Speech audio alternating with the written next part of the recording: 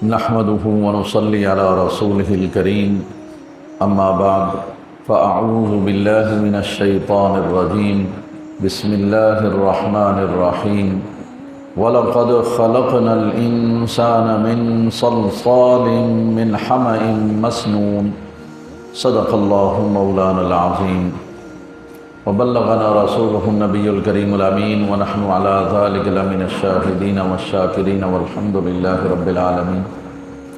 معزز اور محترم سامعین و حاضرین، اللہ تبارک و تعالیٰ کا بے پناہ شکر ہے، اس نے ہمیں یہ توفیق عطا فرمائی ہے کہ ہم ہفتے بھر میں کچھ وقت نکال کر اللہ کے گھر میں اس کے مقدس کلام کی تفہیم کے لیے حاضر ہو جاتے ہیں۔ تسلسل کے ساتھ سلسلہ درس قرآن و سنت جاری ہے اور آج سورہ حجر کی آیت نمبر 26 سے تلاوت کرنے کا شرف حاصل کیا ہے۔ اس میں تو کوئی شک نہیں، ساری مخلوقات کائنات کے اندر جو کچھ ہے، چھوٹا ہو یا بڑا، وہ سب اللہ کا تخلیق کردہ ہے، لیکن تخلیق کا جو شاہکار اللہ نے بنایا ہے اسے انسان کہتے ہیں، اسے آدم علیہ السلام کہا جاتا ہے۔ لیکن عام طور پر اگر ہم ایک سرسری نظر دوڑائیں تو اللہ کی مخلوقات اتنی بڑی بڑی ہیں، چاند، سورج، گلیکسیز، پہاڑ، دریا، سمندر، ان کے مقابلے میں انسان کی کوئی حیثیت نہیں۔ انسان ایک چھوٹا سا جسم رکھنے والا ایک جاندار ہے، ان تمام مخلوقات کے سامنے اس کی کوئی حیثیت نہیں، کوئی اوقات نہیں۔ آپ جانتے ہیں پہاڑ سے ایک پتھر گرے تو انسان گیا، سمندر میں ڈوبا تو مر گیا، آسمان سے ستارہ ٹوٹ گیا، شہاب ثاقب گرا، مر گیا، انسان کی کوئی اوقات نہیں۔ لیکن یہاں اللہ تبارک و تعالیٰ دراصل انسان کو یہ بتانا چاہتا ہے کہ ویسے دیکھنے میں اس کی اوقات کچھ نہیں ہے، لیکن اس کے ارد گرد جو کچھ ہے کائنات میں وہ سب اس کے لیے ہے۔ کائنات میں جو کچھ اللہ نے بنایا وہ سب حضرت انسان کے لیے بنایا ہے، یہ ہے اس کی اہمیت اور فضیلت۔ اب اس کے لیے بنایا ہے، کیوں بنایا ہے، یہ بات تفصیل چاہتی ہے کہ کائنات میں مخلوقات تو اور بھی ہیں، لیکن رب کریم جل وعلا انسان کی عظمت کو بیان کر رہا ہے، اس کی صفات کو بیان کر رہا ہے، تو کوئی وجہ تو ہوگی جو اس کو سب سے افضل بنایا۔ دیکھنے میں لگتا نہیں لیکن سب سے افضل ہے، اعلیٰ ہے۔ اس علو مرتبت اور بزرگی کا، اس ڈگنیٹی کا کوئی سبب تو ہوگا نا، کوئی وجہ تو ہوگی، وہ وجہ اور وہ سبب اللہ یہاں بیان کر رہا ہے۔ تو وجہ اور سبب بیان کرنے سے پہلے اس کی تخلیق پر نظر ڈالی۔ میں اور آپ تاریخ بیان کریں تو ہم تاریخ پیدائش سے آغاز کرتے ہیں، فلاں تاریخ کو پیدا ہوا، فلاں دن کو پیدا ہوا، مہینہ یہ تھا، سال یہ تھا، پھر یوں یوں یوں یوں۔ رب کریم جل وعلا بھی انسان کا تعارف کروا رہا ہے۔ وَلَقَدْ خَلَقْنَا الْإِنسَانَ، ہم نے انسان کو پیدا کیا، مِنْ صَلْصَالٍ، کھنکتی ہوئی مٹی سے۔ وہ مٹی کے جس کو کبھی مٹکے والا آپ کے پاس آتا ہے نا، تو آپ انگلی سے بھی ایسا ایسا کریں تو وہ بجھنے لگتی ہے، مٹی مٹی کا بنا ہوتا ہے تو وہ بجھنے لگتی ہے۔ فرمایا اللہ تعالیٰ نے میں نے بجھنے والی مٹی سے اس کو بنایا، لیکن یہاں ایک اور معنی ہے سلسال، اور آگے ہے من حمأ مسنون، جو اصل میں ایک سیاہ اور بدبودار گارا تھا، ایسی مٹی سے ہم نے بنایا۔ یہ جو مٹی ہے نا، اس کے بھی انسان کی تخلیق کے کئی مراحل ہیں۔ ان میں سے پہلا مرحلہ یہ تھا کہ اللہ تعالیٰ نے مختلف جگہوں سے مٹی طلب فرمائی، مٹی لاؤ، مختلف جگہوں سے، مشرق سے، مغرب سے، جنوب سے، شمال سے فرشتے مٹی لائے رکھیے۔ اسے تراب کہا جاتا ہے، مٹی کو تراب کہتے ہیں۔ پھر اس مٹی میں پانی ڈالا، اسے گوندا گیا، اسے گارا بنا دیا گیا، اسے تین کہتے ہیں، تین۔ وہ مٹی جس کو پانی میں ملا دیا جائے، مکس کر دیا جائے، اسے تین کہتے ہیں، گارا۔ پھر وہ گارا کئی عرصہ پڑا رہتا ہے، اس کے بعد پیپڑی قسم کی چیز اس پر جم جاتی ہے اور وہ ذرا سخت ہو جاتی ہے، تو اسے سلسال کہتے ہیں، حما کہتے ہیں۔ وہ سیاہ، رنگ بھی اس کا سیاہ ہو جاتا ہے، مسلسل پانی کے اندر مٹی پڑی رہے، رنگ سیاہ ہو جائے گا۔ پھر اس کے اندر بدبو پیدا ہو جاتی ہے۔ وہ اصل میں ہوتا یہ ہے کہ بہت سارے آرگینک میٹرز، بھوسا، لید، اس طرح کی چیزیں اس میں شامل اور کر دی جاتی ہیں۔ جن لوگوں نے کچے مکان بنتے ہوئے دیکھا ہے نا، انہیں معلوم ہے کہ گارا بنایا جاتا ہے تو توڑی ڈال دیتے ہیں، بھوسا ڈال دیتے ہیں، گھاس واس اس میں ڈال دیتے ہیں، وہ اس سے مضبوط ہو جاتا ہے۔ لیکن پھر اس کو ڈال کر کچھ عرصے کے لیے رکھ دیا جائے تو پھر وہ سلسال بن جاتی ہے۔ یہ بات سمجھنے کے لیے کبھی کہیں چکنی مٹی دریا سے، نہر سے، سمندر سے نکلی ہوئی ہو، یا کہیں آپ دیکھیں دریا کے کنارے، نہروں کے کنارے، تو وہ مٹی جو ہے پھٹ جاتی ہے، مضبوط ہوتی ہے نا، سوکھتی ہے تو پھٹ جاتی ہے، اس کو آپ دیکھیں بجا کر وہ بجے گی، تو وہ سلسال ہوتی ہے۔ تو اللہ تبارک و تعالیٰ نے تمام مٹی کے مراحل سے گزار کر اسے من سلسال من حمأ مسنون، ایسی مٹی جس کا گارا بنایا گیا اور جس کے اندر ہم نے بہت سارا بھوسا یا چارہ ملایا، یا ہم نے کوئی گھاس پھوس اس کے اندر ملایا، اور پھر کچھ عرصہ پڑی رہی، رنگ بھی اس کا کالا پڑ گیا، یعنی خوب مکس ہو گئی، اور اس کے بعد مسنون بھی ہو گئی، یعنی ایک اس کے اندر بدبو بھی پیدا ہو گئی۔ تو یہ اس بات کی نشانی ہے کہ یہ بہت مضبوط مٹی سے ہم نے اس کو پیدا کیا ہے، بنایا ہے۔ اصل میں اللہ تبارک و تعالی یہ جو انسانی تخلیق ہے نا، یہ تو بڑا سیدھا سادہ سا اصول ہے اسلام کا، لیکن جب ہم جو تھیوری سائنس کی ہیں اس پر اگر ہم غور کریں، دیکھیں، تو پھر ہمارے لیے بڑی تعجب کی راہیں کھلتی ہیں۔ لیکن یہ بات آپ یاد رکھیے گا، قرآن اللہ کا کلام ہے، یہ جو بات کہتا ہے سچ کہتا ہے، ڈنکے کی چوٹ پہ کہتا ہے، اور ہمیں اس کے لیے سائنس کی ضرورت نہیں ہے۔ قرآن کو سمجھنے کے لیے حدیث کی ضرورت تو ہے، سنت کی ضرورت تو ہے، لیکن قرآن کو سمجھنے کے لیے سائنس کی ہمیں ضرورت نہیں، بالکل قطعاً ضرورت نہیں۔ قرآن کا ایک اپنا نظریہ ارتقاء، یعنی ایک ایولیوشن تھیوری ہے کہ کسی چیز کو کیسے بنایا جاتا ہے۔ تو انسانی تخلیق، اس کا جو ایولیوشن جو اللہ نے بنایا، جو تھیوری بنائی ہے، اس کے مطابق یہ بیان کیا جا رہا ہے کہ اس کو مختلف مٹی کو مختلف مراحل سے گزار کر جب وہ مضبوط ہو گئی تو اس سے ہم نے اس کو بنایا۔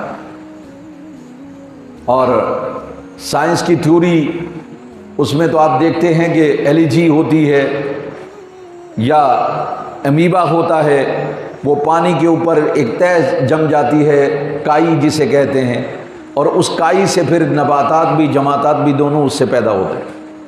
یہ سائنس کا نظریہ ہے۔ یہ اسباب تو ہو سکتے ہیں، لیکن اصل میں تخلیق کون کر رہا ہے؟ اللہ کر رہا ہے، اللہ نے بنایا۔ یہ پانی نہ بھی ہو تو وہ بنا لے گا، کائی نہ بھی جمے تو وہ بنائے گا، یہی تو اس کی قدرت۔ لیکن ایک اور مخلوق بھی ہے، یہ تو انسان کو اللہ نے بنایا تو اس کی تخلیق کو بیان کیا۔ ایک اور مخلوق ہے جسے جن کہا جاتا ہے۔ جن کے معنی ہوتے ہیں غائب، جو ہمیں نظر نہ آئے۔ جن جو ہمیں نظر نہ آئے، تو وہ چونکہ ہمیں نظر نہیں آتا اس لیے ہم اس کو جن کہتے ہیں، حالانکہ ان کا نام جن نہیں ہے۔ جن ایک مخلوق جو ہمیں نظر نہیں آتی، اللہ نے کہا والجان خلقناہ من قبل من نار سموم، کہ انسان کی تخلیق سے بھی پہلے ہم نے ایک مخلوق کو پیدا کیا، اور وہ جن ہیں کائے سے؟ ایک ایسی آگ سے جس کا دھواں نہیں ہے، من نار السموم، ایسی آگ جو شعلہ ہے، شعلے میں آگ دھواں نہیں ہوتا، آگ تو ہوتی ہے دھواں نہیں ہوتا۔ اللہ کہہ رہا ہے من نار السموم۔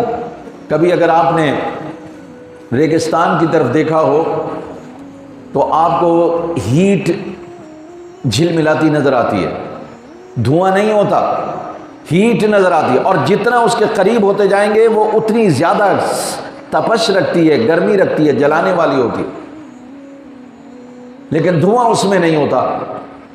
تو ان کو جنات کو اللہ تبارک و تعالیٰ نے اس نار سموم سے بنایا۔ ہمارے ہاں بھی باد سموم یہ لفظ استعمال ہوتا ہے اردو میں۔ باد سموم میں ایسی ہوا جو جھلسا دینے والی ہے، جن علاقوں میں گرمی پڑتی ہے بہت زیادہ، وہاں یہ جھلسا دینے والی ہوائیں چلتی ہیں، گرمی لگتی ہے، لو جسے کہتے ہیں، تو جھلسا دینے والی ہوائیں چلتی ہیں جو جسم میں گھس جاتی ہیں، جسم کو جلا دیتی ہیں۔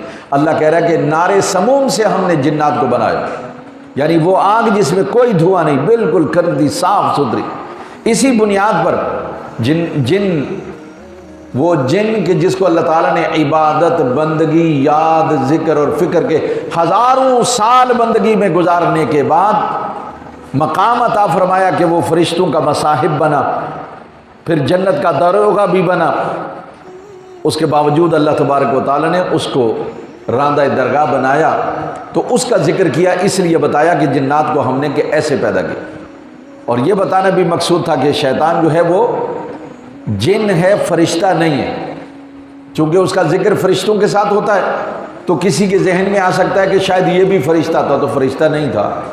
اور قرآن نے کہا کان من الجن ففسق عن امر ربی، وہ جنات میں سے تھا، ہاں اس نے اپنے رب کی نافرمانی کی۔ وہ نافرمانی کیا تھی وہ یہاں آ رہا ہے، وَإِذْ قَالَ رَبُّكَ لِلْمَلَائِكَةِ إِنِّي جَاعِلٌ فِي الْأَرْضِ خَلِيفَةً، اور یاد کرو جب تمہارے رب نے فرشتوں سے فرمایا میں ایک بشر پیدا کرنے والا ہوں، ایک آدمی پیدا کرنے والا ہوں، من صلصال من حمأ مسنون، بجتی ہوئی کھنکتی ہوئی مٹی سے، بدبودار اور سیاہ گارے سے میں بنانے والا ہوں۔ اب یہاں ایک اور نکتہ ہے، قرآن نے حضرت آدم کی تخلیق کا ذکر کیا، لیکن جہاں تخلیق سے پہلے ذکر کیا تو آدم نہیں فرمایا، بشر فرمایا۔ آدم کے معنی بھی مٹی والا ہوتا ہے، یہ بات بھی یاد رکھیے گا، کیونکہ مٹی سے بنائے گئے اس لیے آدم کہلاتے ہیں۔ لیکن اللہ نے جب بھی ذکر کیا میں بنانے والا ہوں تو بشر کا نام لیا، آدم نہیں فرمایا۔ ایک تو یہ نکتہ ہے، اور دوسرا قرآن میں اسی رکوع میں تقریباً 3 دفعہ اس بات کو اللہ نے دہرایا کہ میں بشر بنانے والا ہوں، یا میں بنا رہا ہوں، اور اس کو میں کھنکتی ہوئی بدبودار سیاہ مٹی سے بنانے والا ہوں، اس کا ذکر کیا۔ اب یہ بتانا مقصود تھا فرشتوں کو کہ سنو، جب انہوں نے سن لیا تو اللہ نے فرمایا فَإِذَا سَوَّيْتُهُ، ارے جب میں اس کی فنیشنگ کر لوں، اسے میں برابر کر لوں۔ ایک عمارت تعمیر کی جاتی ہے نا، تو پھر آپ کہتے ہیں بھائی عمارت تو اسٹرکچر کھڑا ہو گیا ہے، بس اس کی فنیشنگ ہو رہی ہے اور اس کے بعد اوپننگ ہو جائے گی۔ تو رب العالمین جل وعلا نے بشر کے اسٹرکچر کو بنایا، بنا کر فَإِذَا سَوَّيْتُهُ، جب میں اسے برابر کر لوں، ذرا سنوار لوں، زیبائش و آرائش کر لوں، تو وہ اللہ تعالیٰ نے اس کو آخری ٹچ دے دیا، اور اس کو اللہ تبارک و تعالیٰ نے فنیشنگ اس کی کر دی۔ جب ہو گئی، اب یہ خوبصورت، اسے کہتے ہیں حبوت یا حبولہ، یعنی اسٹیچو جسے آپ کہتے ہیں اسٹیچو، ایک اسٹیچو جو ہے وہ تیار کر کے کھڑا کر دیا اللہ تعالیٰ نے۔ اب یہ نہ ہلتا ہے، نہ اڑتا ہے، نہ بیٹھتا ہے، نہ سنتا ہے، نہ جاگتا ہے، نہ محسوس کرتا، کچھ بھی اس کے اندر نہیں بھائی، اسٹیچو ہے، ایک مورت ہے۔ لیکن اللہ کہہ رہا ہے جب میں نے اس کو برابر کر دیا، وَنَفَخْتُ فِيهِ مِن رُوحِي، اور پھر جب میں اپنی روح اس کے اندر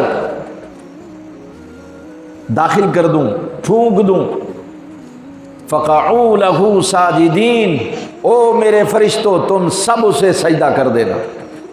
یہ اللہ آدم کی فضیلت بیان کر رہا ہے کہ یہ کوئی معمولی نہیں ہے، میں نے اس کی تخلیق اس طرح سے کی، اور پھر جب میں نے آخری ٹچ دے دیا اس اسٹیچو کو، وَنَفَخْتُ فِيهِ مِن رُوحِي، میں نے اپنی روح اس کے اندر پھونک دی، اور فرشتوں سے فَقَعُوا لَهُ سَاجِدِينَ، تم سب کے سب اس کو سجدہ کر دینا۔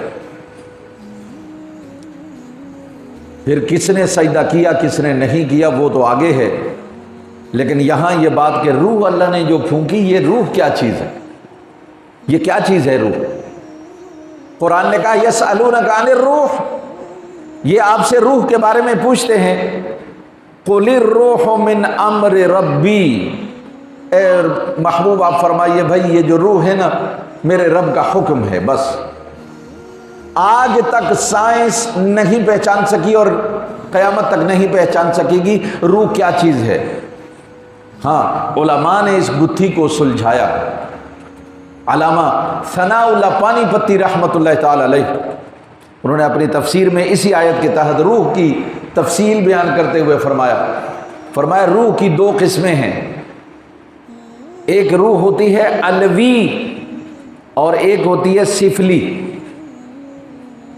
علوی روح جو ہے یہ مجسم نہیں ہے، یہ مجرد ہے، اللہ مجرد ہے۔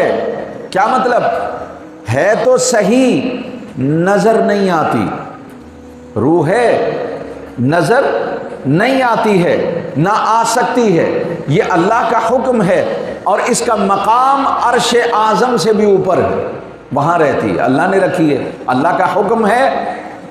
قل الروح من امر ربی، روح اللہ کا حکم ہے۔ یہ جو بول رہا ہے نا، یہ جو اندر چیز بول رہی ہے یہ روح ہے، یہ جو باہر ہے یہ بھی روح ہے، یہ سفلی روح ہے، یہ جسم ہے سفلی روح، یہ آئینہ ہے علوی روح کا، اس آئینے میں یہ ظاہر ہوتی ہے اور نظر ویسے نظر نہیں آتی، روح نکلتی ہوئی آتی ہوئی آپ نے کبھی نہیں دیکھی، نہ کبھی آپ دیکھ سکتے ہیں۔ ہاں یہ آئینہ ہے اس روح کا، ارے میری روح کو دیکھنا ہے تو مجھے دیکھ لو، میری روح کو دیکھنا ہے مجھے دیکھ لو۔ لیکن اسی وجہ سے اللہ نے فرمایا کہ یہ جو روح محمد کی ہے یہ خاص روح ہے، تو من رآنی رأى الحق، نبی صلی اللہ علیہ وسلم فرمایا جس نے مجھے دیکھا اس نے اللہ کو دیکھا، جس نے مجھے دیکھا اس نے اللہ کو دیکھا۔ تو بھائی اللہ کو دیکھا اسی لیے کہ یہ روح کیا ہے؟ اللہ کا امر ہے، اللہ کا حکم ہے، یہ روح علوی روح کہلاتی ہے، اس کا مقام اور مرتبہ اس عرش اعظم سے اوپر ہے، بلند ہے، وہاں اس کو اللہ نے رکھا ہے۔ اب یہ جو دوسری ہے یہ روح سفلی کہلاتی، نیچے رہنے والی، اسفل سافلین، نیچے والا درجہ، قرآن میں ہے نا اسفل سافلین، نیچے والا درجہ طے۔ تو یہ جو نیچے رہنے والی ہے یہ روح، یہ اس علوی روح کا آئینہ ہے، تو وہ روح اس روح کے اندر اترتی ہے اور پھر ہمیں یہ نظر آتی ہے۔ اگر اس کو ختم کر دیا جائے تو پھر یہ نظر نہیں آتی۔ یہ مقام اور مرتبہ ہے روح علوی کا، اور وہ اللہ اس کو کہہ رہا ہے کہ میں نے اس کو پھونکا۔ اب جب اللہ تعالیٰ نے روح علوی کو سفلی کے اندر پھونک دیا تو یہ حضرت انسان بن گیا۔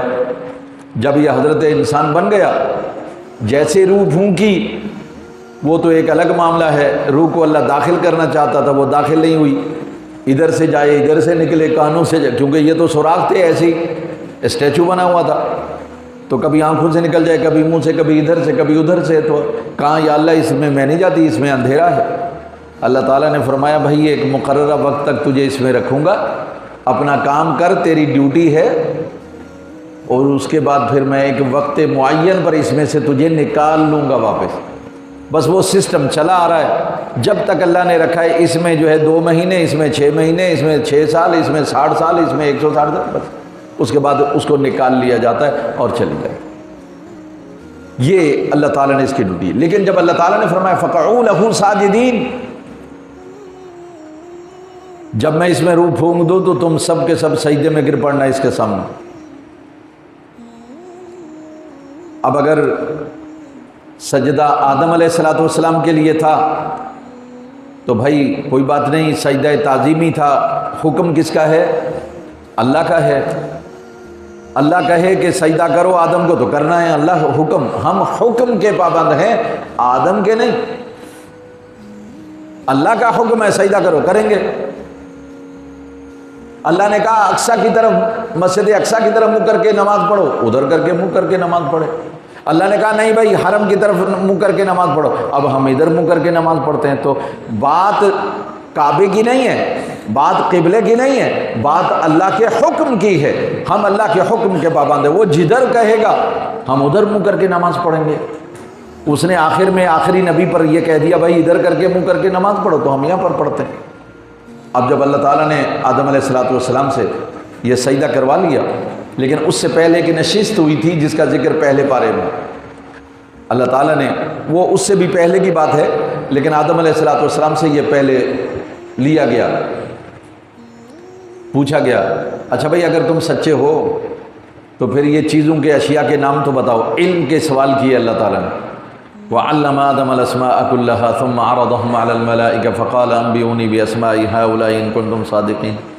انہوں نے کہا تھا اللہ کیا چیز بنانے والا ہے، وہ قتل و غارت کریں گے، ایسا کریں گے، ایسا کریں گے، ایسا کریں گے۔ اللہ نے فرمایا کہ بھائی تم بس چھوڑو ساری باتیں، یہ میرے جواب دے دو ان چیزوں کے۔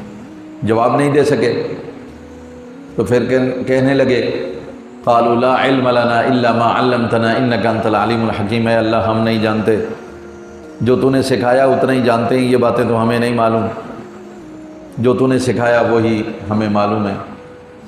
انک انت العلیم الحکیم، تو علم والا ہے، حکمت والا ہے۔ اللہ تعالیٰ نے آدم کو سامنے پیش کیا، فرمایا آدم بتا۔ آدم علیہ السلام نے ایک ایک چیز کے بارے میں بتانا شروع کر دیا۔ فرمایا میں نہیں کہتا تھا جو میں جانتا ہوں تم نہیں جانتے ہو۔ یہ اللہ تعالیٰ نے عظمت، علمی عظمت ثابت کرنے کے بعد ان سے کہا سجدہ کرو، سجدہ کر دیا۔ فسجد الملائکۃ کلہم اجمعون، تو تمام فرشتوں نے سجدہ کر دیا آدم علیہ السلام، تمام فرشتوں نے سجدہ کیا۔ آگے الا ابلیس، سوائے ابلیس کے، اس کا نام تھا عزازیل۔ عزازیل اس نے سجدہ نہیں کیا، ابا انکار کیا، ان یکون مع الساجدین، سجدہ کرنے والوں کے ساتھ سجدہ کرنے سے انکار کر دیا، میں نہیں کروں گا سجدہ۔ اب ہوا کیا؟ جیسے اس نے سجدہ نہیں کیا تو اس کا چہرہ بگڑا ہوا تھا، سیاہ پڑ گیا، اللہ کی نافرمانی کی۔ فرشتوں نے جب دیکھا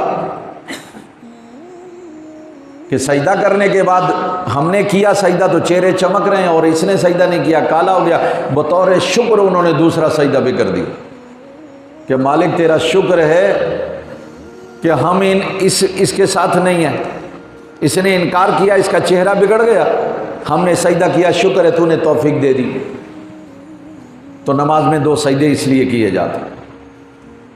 جب اس نے انکار کیا تو رب العالمین تو رب ہے نا، اس نے پوچھا، قالا، فرمایا یا ابلیس، اے ابلیس، ما لک الا تکون مع الساجدین، ارے تجھے کیا ہوا، تو ان سجدہ کرنے والوں کے ساتھ سجدہ کیوں نہیں کرتا؟ کیوں سجدہ تو نے نہیں کیا؟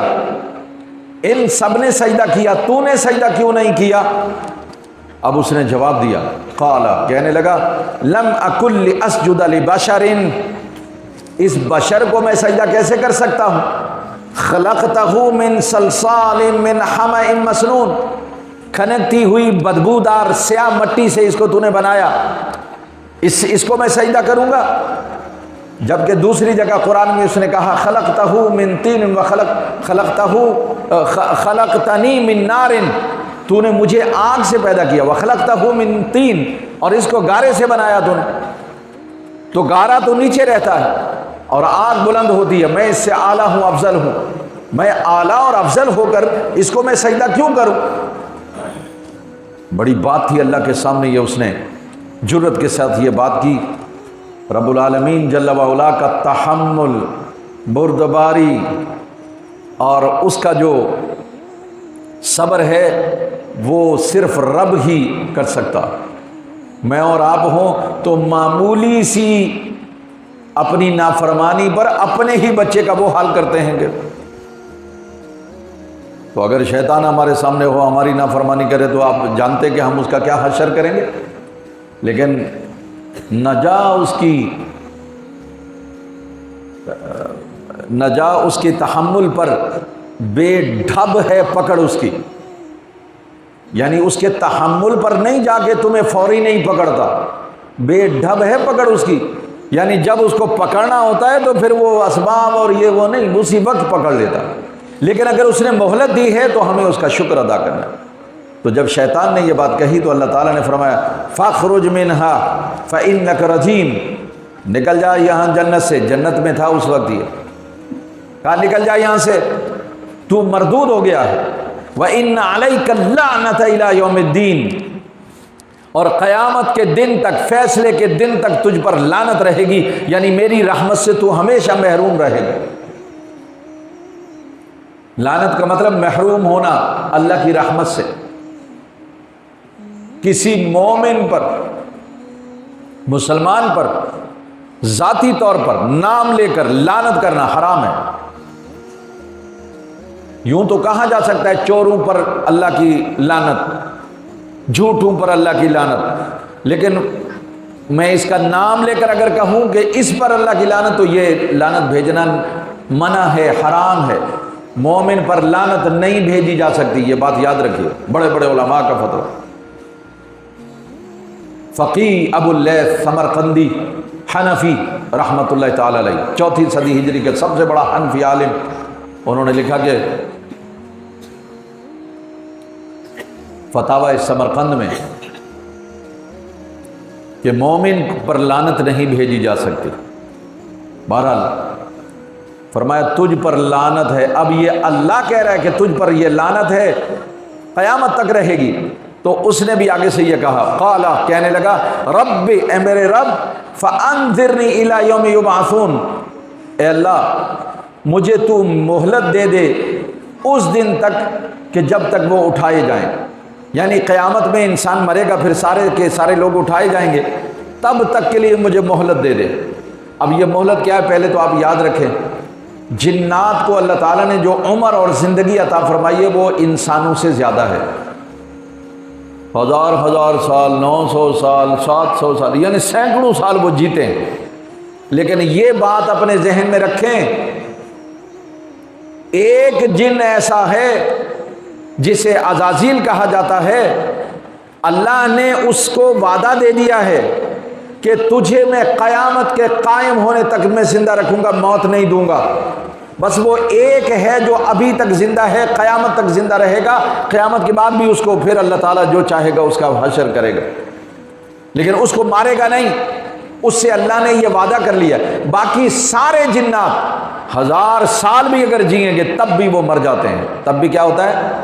مر جاتے ہیں۔ یہ بات یاد رکھیے، کوئی بھی ایک عزازیل کے علاوہ کوئی جن دنیا میں ہمیشہ ہمیشہ کے لیے زندہ نہیں رہتا، مر جاتا ہے۔ جیسے انسان مرتے ہیں ویسے وہ بھی مرتے ہیں، جیسے اور جاندار مرتے ہیں ایسے وہ بھی مر جاتے ہیں۔ اللہ تعالیٰ نے اسے مہلت دے دی تو اللہ تعالیٰ نے فرمایا قال فإنك من المنظرين إلى يوم الوقت المعلوم، فرمایا تو ان میں سے ہے جسے ہم نے دے دی ہے مہلت، تجھے مہلت دے دی بھائی، جو تو نے مانگا ہے نا مہلت دے دی تجھے۔ یہ چیلنج خدا کو کر رہا ہے نا، تو اللہ چاہتا تو وہیں اس کو مار دیتا، لیکن نہیں، آگے آزمائش میں ڈالنا تھا انسانوں کو، اس کے لیے بھی ضروری تھا، تو فرمایا بھائی تجھے میں نے مہلت دے دی، تو زندہ رہے گا الی یوم الوقت المعلوم، وہ وقت مقررہ معینہ قیامت کا جب آ جائے گا تب تک تو زندہ رہے گا۔ تو اب کہنے لگا اچھا پھر اگر تو نے میری بات مان لی، اب سن، قال، کہنے لگا رب بما اغویتنی، اے اللہ میں تیرے یہ جو ہے نا بندے، ان کو اے اللہ تو نے مجھے گمراہ کیا، لَأُزَيِّنَنَّ لَهُمْ فِي الْأَرْضِ، اے اللہ تو نے وہ گمراہی کی، کر رہا ہے کہ یعنی مجھے جو بھٹکایا ہے وہ اے اللہ تو نے مجھے بھٹکایا یا تو نے مجھے اپنی رحمت سے دور کر دیا ہے نا، تو اب لَأُزَيِّنَنَّ لَهُمْ فِي الْأَرْضِ، اب زمین میں جتنی چیزیں ہیں میں ان کو خوبصورت کر کے ان کے سامنے پیش کروں گا، تیرے بندوں کے سامنے میں دنیا کی زندگی کو خوبصورت کر کے پیش کروں گا، وَلَا أُغْوِيَنَّهُمْ أَجْمَعِينَ، اور ضرور میں ان سب کو بے راہ کر دوں گا، گمراہ کر دوں گا۔ تو نے مجھے نکالا ہے نا اپنی بارگاہ رحمت سے، تو میں تیرے بندوں کو دنیا میں لگا دوں گا۔ اب دیکھیے اللہ کی قسم، وہ کھانا جو سوکھی روٹی اگر آپ پیاز سے اپنے گھر پر کھائیں، اور ایک کھانا جو مزیدار قیمہ یا کوئی ایسی چیز پکی ہو ہوٹل پہ کھائیں، یہ گھر کی روٹی سادہ جو پیاز سے آپ نے کھائی یہ 100 درجے اچھی ہے اس سے، آپ کی محنت کی ہے، معلوم ہے کہ یہ حلال کی ہے، اور یہ آپ کو معلوم ہے کہ جس نے پکائی ہے وہ کون ہے، کس حالت میں ہے۔ وہاں تو کوئی پتہ نہیں پکانے والا کون ہے، اس نے کیسے پکائی، ہاتھ کیسے تھے، اور پھر وہ لوگ کیسے تھے، بندے کیسے تھے، کچھ پتہ نہیں، گوشت کائے کا تھا یہ بھی آپ کو نہیں پتہ۔ کراچی سمندر کے کنارے سے لے کر گلگت بلتستان کے پہاڑوں تک ایک ہی سب کا رویہ ہے، گدھے بھی کھلا رہے ہیں، کتے بھی کھلا رہے ہیں آپ کو، سب کچھ جو ان سے بن پڑ رہا کر رہے ہیں پیسے کی خاطر۔ لَأُزَيِّنَنَّ لَهُمْ، حالانکہ جانتے ہیں یہ حرام ہے، یہ نہیں کھلانا ہے، لیکن اس کے باوجود شیطان نے ان کو خوبصورت بنا کے اس سے تمہیں پیسے ملیں گے، اس سے تمہیں مال ملے گا۔ وطن عزیز پاکستان میں لگژری لائف وہ سب کرپشن کی وجہ سے ہے، ورنہ لگژری لائف کا تصور نہیں کیا جا سکتا۔ اور پھر مسلمان جہاں قدغن لگی ہوئی ہے، یہ حلال ہے، یہ حرام ہے، یہ ایسا نہیں کرنا ہے، ایسا نہیں کرنا ہے، ایسا نہیں کرنا ہے، یہ کرنا، یہ سب اسلام نے بتایا، لیکن شیطان کہہ رہا ہے کہ میں ان کو خوبصورت کر کے بنا کے پیش کروں گا زندگی دنیا کی، اور ان کو میں گمراہ کر دوں گا۔ خود ہی کہہ رہا ہے الا عبادک منہم المخلصین، اے اللہ جو تیرے خالص بندے ہیں نا شاید ان کو میں نہ بہکا سکوں، باقی تو سارے میری بات مان لیں گے، بس کچھ خاص لوگ ہوں گے تیرے جن کو میں نہیں بہکا سکوں گا۔ تو اللہ نے فرمایا ھذا صراط علی مستقیم، فرمایا یہ جن بندوں کی تو بات کر رہا ہے نا، یہی جس راستے پر یہ چل رہے ہیں یہی راستہ سیدھا میری طرف آتا ہے، یعنی جو بھی ان میرے بندوں کے راہ پر چلے گا وہ یہی سیدھا راستہ میری طرف آتا ہے۔ اور فرمایا سن ان عبادی لیس لک علیہم سلطان، میرے بندوں پر تجھے کوئی قدرت حاصل نہیں ہے، کوئی کمانڈ نہیں ہے، تو ان کو بہکا نہیں سکتا اور تو ان کو گمراہ نہیں کر سکتا۔